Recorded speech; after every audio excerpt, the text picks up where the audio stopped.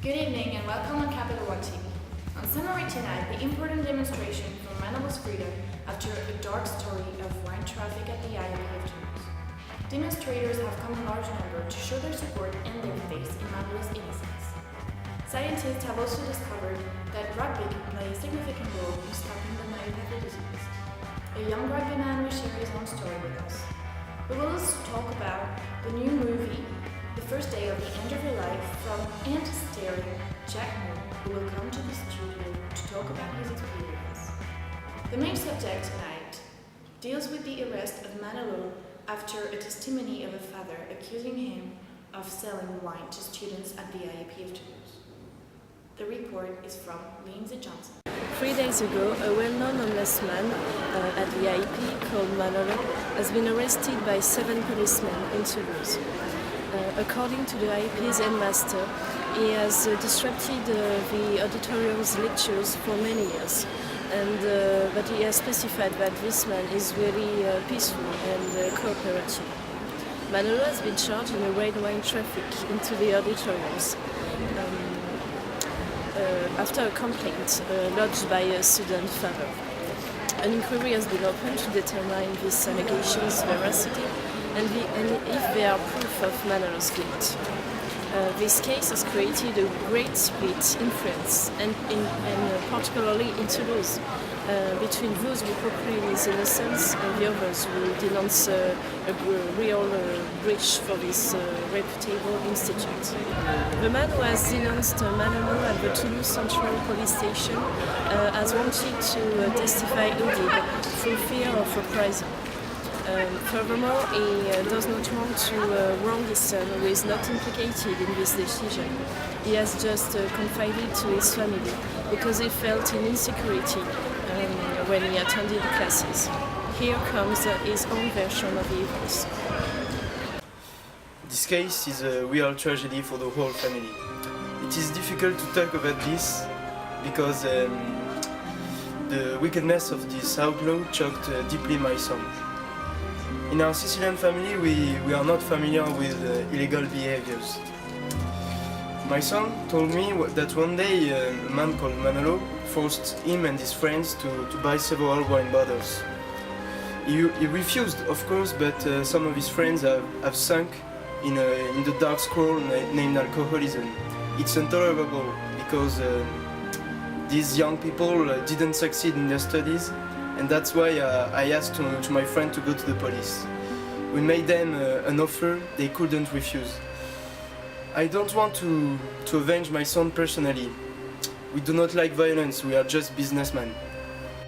Right now, I'm relieved to see this man, to see this cazzo, like we say in Italy, in jail, because this man sold the reputation of the beautiful school, the IEP, and he sold the reputation of our magnificent city.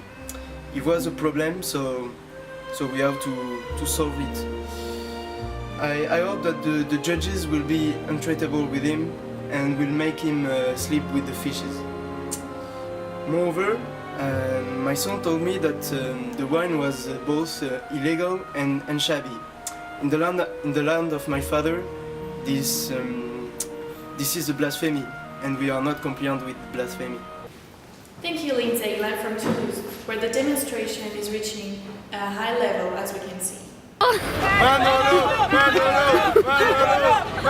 am in Toulouse, where demonstrators have come to give their support to Manolo, who is in this moment questioned by the police investigation department.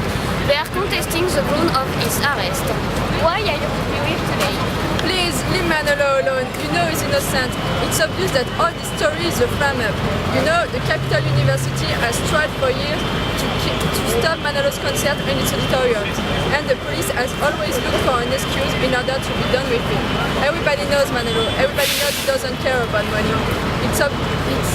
All these accusations cannot be true. It's impossible. It's just unfair. And you know, even if it was true, do you really think that 7 policemen were needed in order to stop him? no, he wouldn't hurt to fly.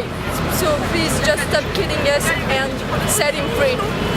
Demonstrators are waiting for jury's decision. You will deliver their verdict in the evening, but new elements will produce more complicating the production of the investigation. S'il vous plaît. Let's pass on to sports. A few years ago, it was proved that rugby is healthy. Indeed, scientists have discovered that it prevents myopathy from developing in the body. We asked the ones who are concerned.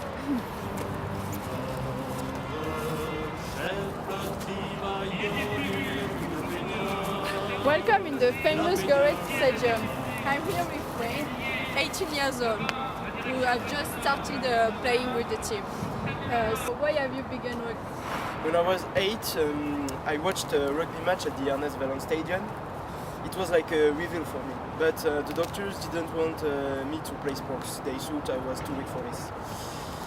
The years went by, and one day I met a doctor specialized in rare disease who exhorted me to play rugby. I was very excited, I could realize my dream, and the next year I've been recruited by the Gore team, and since this day I play as the loose head prop of the team. Can you tell us more about this disease? Myopathy is a muscular disease. More precisely, this is a neuromuscular disease which results of muscular weakness. That's why year after year my muscles degrade. But thanks to the rugby, my organism secretes antibodies which slow down the evolution of the disease. And that's why the degradation of my muscles is almost invisible. My father hadn't got this luck. He died 10 years ago, some years before the scientists discovered this therapy. But now I know that wherever he is, he's proud of me.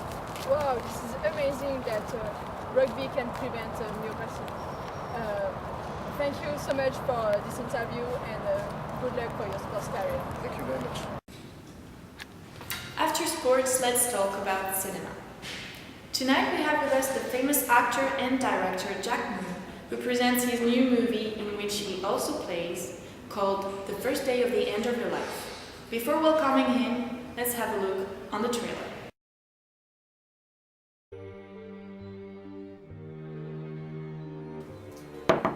Yes? Excuse me, you wanted to see me? Yes, please sit down. Mr. Smith, you're on fire. Why? You know, in the downtown, it's a bit difficult. But it's unfair. So Smith, I have a bad and a good news for you. Which do you want first? You got the lung cancer, but it will only last 3 months.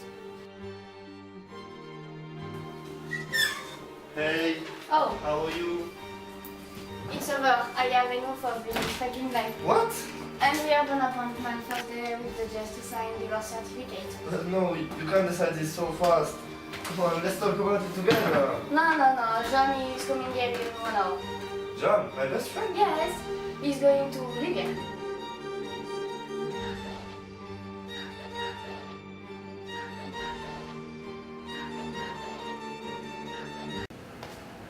Good evening, Jack. Thank you for being here. Next week, we will be able to see you on our screens with a new movie you're playing in called The First Day of the End of Your Life. What gave you the idea of such a scenario?